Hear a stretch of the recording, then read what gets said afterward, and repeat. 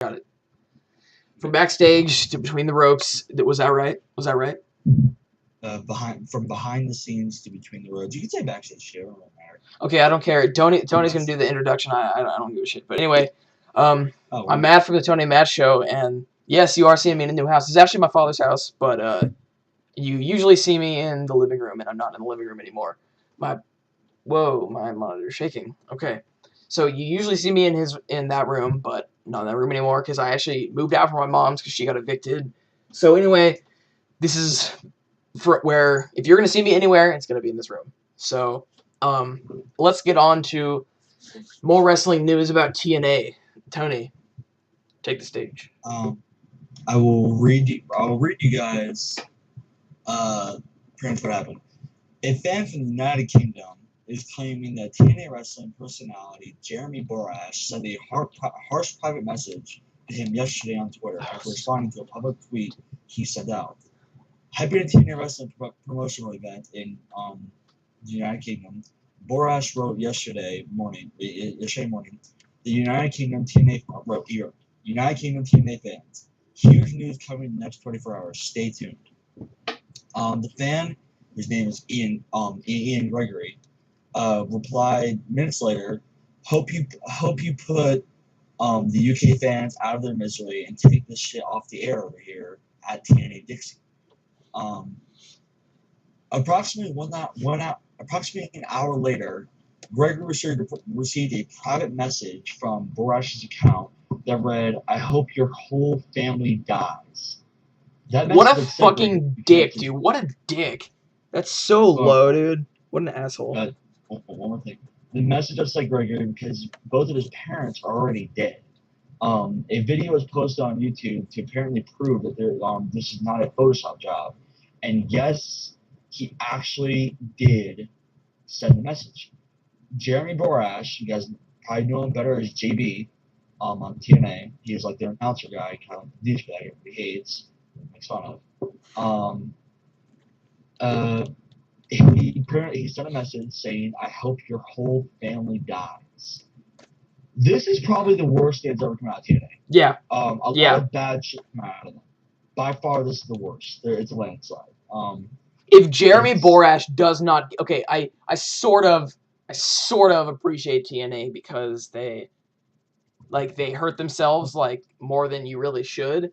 But if they don't fire this guy, every ounce. Oh, dude, this is so dumb. I can't put my elbow on my fucking table without the screen rocking back and forth. So just tab out and do something else while you're listening to this because the screen's gonna be shaking. But if they don't fire JB, I'm gonna be blown away.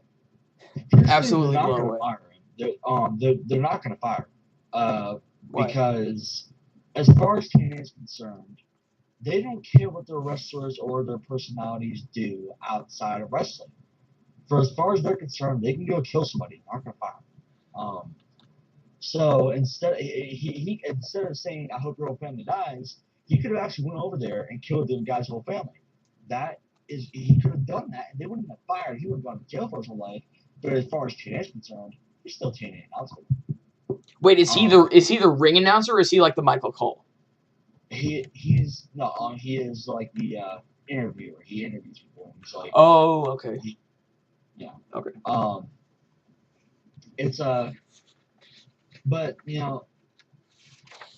honestly, I didn't believe it at first. I didn't believe that it happened at first, but then I saw his picture, and I saw the video. The picture they used for Jeremy Borash on 24wrestling.com, which is our source for most things you're going to hear about on the show. It really, just looking at his face there, he seems like one of those guys that would just say something like that. Yeah, he looks like a complete dirtbag. Like, I usually don't judge people by the way they look, but actually, I can judge him by the way he looks because of the things that he did. So, my actions are justified. Yeah, he looks like a complete dirtbag. The guy looks. I never actually noticed it before until now. But it's the thing with me. Not whether it be a girl or a guy or a transvestite or wherever you are. If I don't like your personality, I start noticing all of your physical flaws for some reason. Now I start noticing. I notice Gerald people's Morrison. physical flaws right off the bat, but I don't say anything. But it really takes getting to know somebody for me to like actually, notice how terrible they might actually look.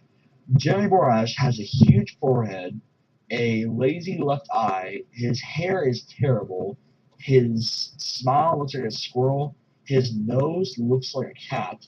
His ears look like he's the white Obama. His neck is a little bit too long. His shoulders slouch a lot. He's really flabby in the stomach area. His legs are way too long for his body. His arms look like he's rhino with his little stubs. And should I go on or? I think that's all we really need to talk about. This guy's a dirtbag, complete dirtbag. Complete dirtbag. I think it's. I'm not even trying to trash the guy, but like I said, whether it be a girl or a guy, if I think you're a bitch, you're gonna be less physically.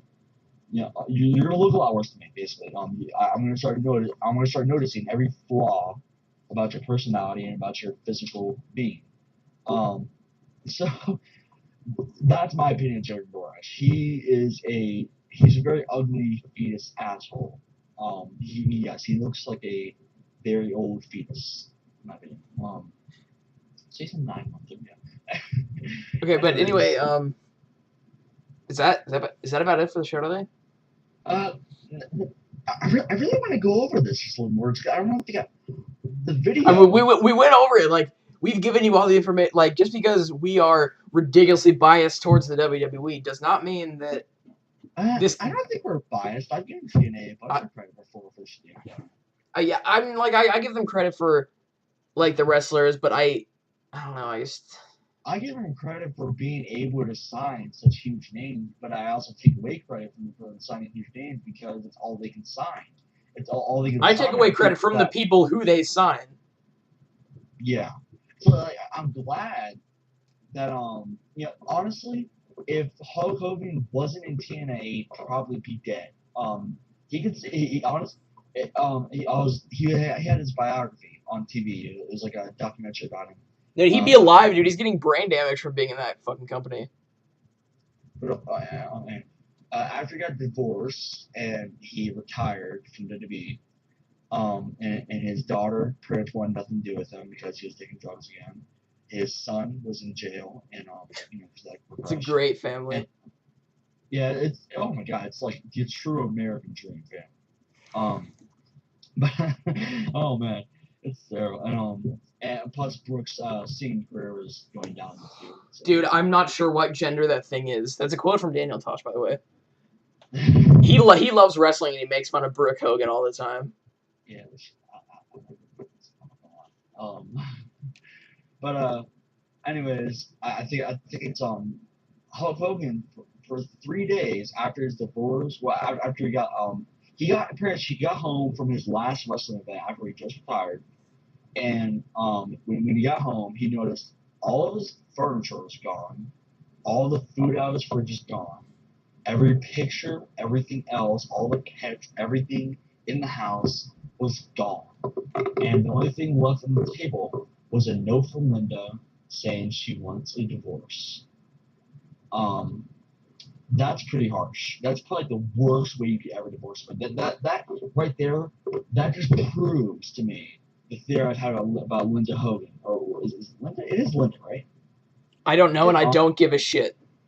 But anyways, yeah, I think it's Linda. Anyways,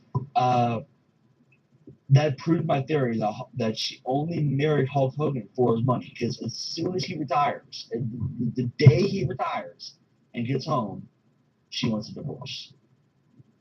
That makes no sense. Not to mention she took way over half of his money in the divorce. So yeah, she pretty much married him for his money as soon as he was no longer going to be getting that money anymore. They got a divorce.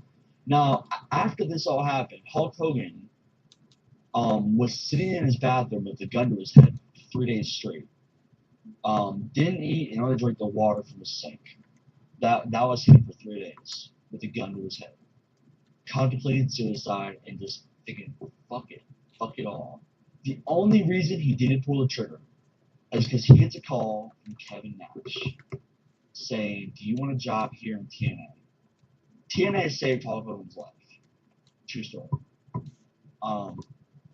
So that I respect. The fact they didn't know they did it, and nobody knew they did it until Hulk Hogan released his documentary. But if it wasn't for TNA, Hulk Hogan would have been found dead in his old house with a bullet through his head. That I do. I'm not gonna say I hate Hulk Hogan. I don't. I do agree that he is a backstabber. I do agree that he is a dog shit of a man. But I'm not gonna say I hate the guy. Yeah, I probably said I hated him before, but I don't really hate Hulk Hogan. I hate TNA. I hate what everything Hulk Hogan stands for. But the truth of the matter is, Hulk Hogan, people like Hulk Hogan, Stone Cold, and The Rock were my childhood idols, my heroes. I idolized people like they were God. That's essentially that I'm not even, I'm not even, just making an expression.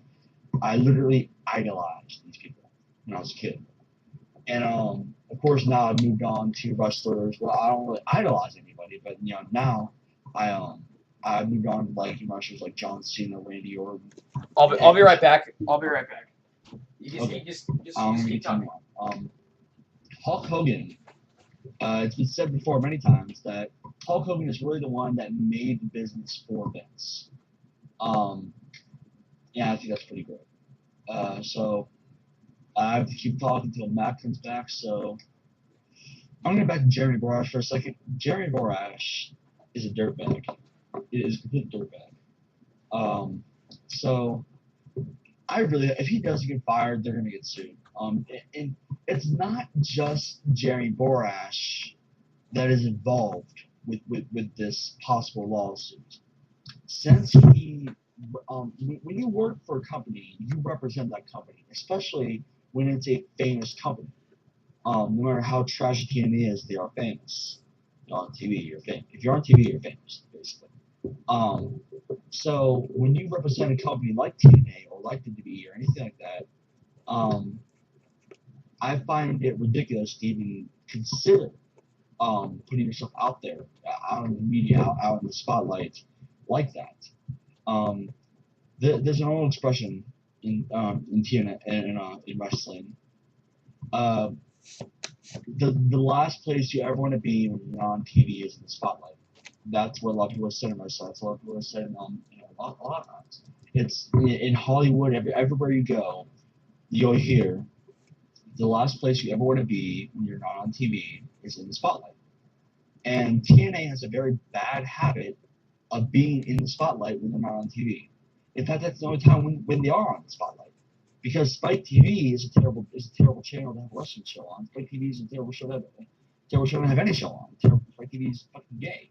Alright, it's like this is stuff for guys like tits, guns, explosions, food. It's like, dude, really? Yo, we actually got to stop the video. This is coming up on 15 minutes. So anyway, that's about it for the show today. TNA sucks. Bottom line, Jeremy Borash is a dirtbag. Yeah. All right, we'll see you guys next time. Please subscribe to the show for more episodes of this amazing show. See ya. Yeah.